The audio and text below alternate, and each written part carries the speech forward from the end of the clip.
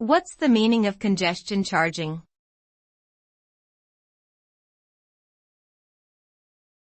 Congestion charging.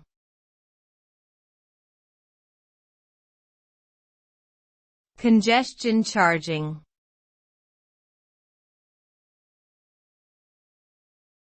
Congestion charging.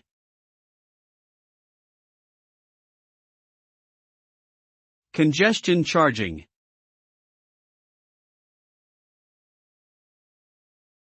Congestion charging is a policy aimed at reducing traffic congestion in urban areas by imposing a fee on vehicles entering certain zones during peak hours. The goal is to encourage people to use alternative forms of transportation or travel outside of peak hours, ultimately reducing traffic and improving air quality.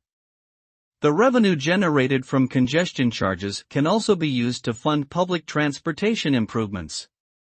While controversial, congestion charging has been implemented in cities such as London and Stockholm with some success in reducing traffic congestion and improving the environment.